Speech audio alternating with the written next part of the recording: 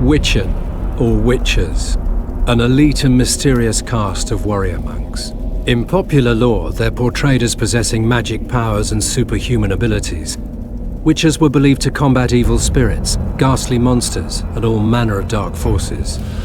It's possible that Witchers had animal eyes, which granted them sight in near darkness, rendering survival probable in encounters with fiends both subterranean and nocturnal, kobolds, vampires, and ghouls. Witchers used their silver swords to kill creatures of magic provenance, wraiths, cursed souls, and striggers. With their swords of meteorite steel, they felled non-magic beasts, and the occasional human who refused to pay for services rendered. In combat, Witchers would go into a trance, induced, it's supposed, through self-hypnosis or the consumption of intoxicants. They fought with blind abandon, sensing absolutely no pain, ignoring even serious injuries, which fed fears and superstitions about their unearthly powers. There is little doubt that Witchers were perceived to be vile beings who could bring misfortune down upon common folk with their gaze alone. The heroes of fairy tales and other yarns, Witchers entered the folklore of the Nordlings. This is true of one especially, Geralt the Riv, known as the White Wolf. Listen now to one of the legends about him.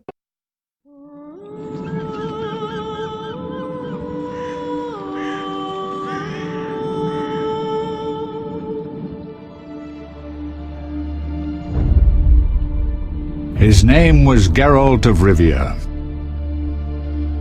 He was a witcher, a professional monster slayer. An unusual contract to lift the curse that held a monarch's daughter.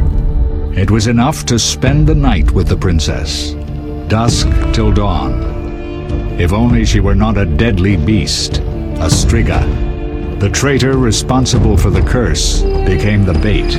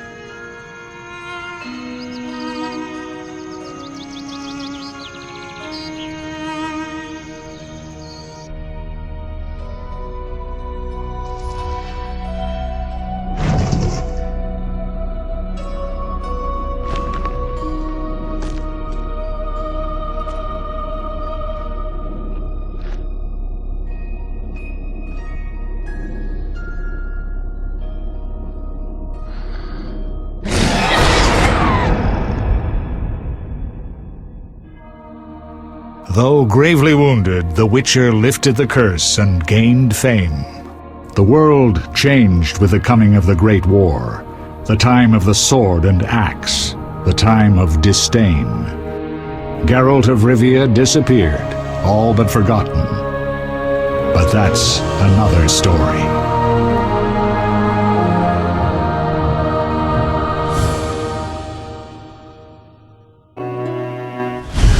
It seemed the conflict between the Order of the Flaming Rose and the Scoiatel would turn Vizima into charred ruins.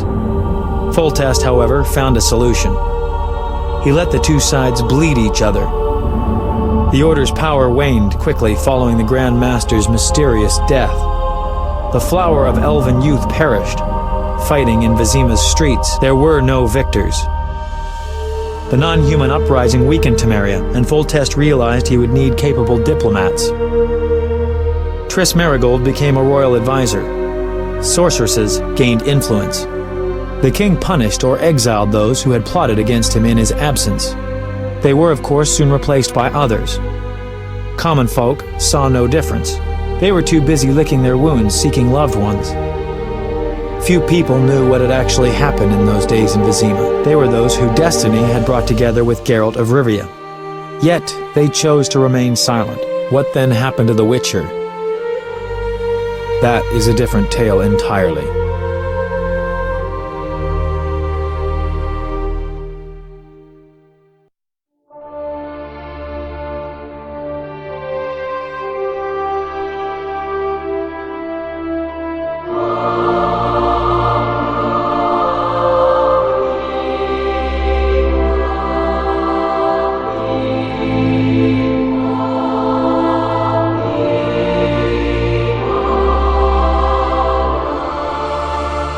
Temeria and Redania are allies, thanks in no small part to you.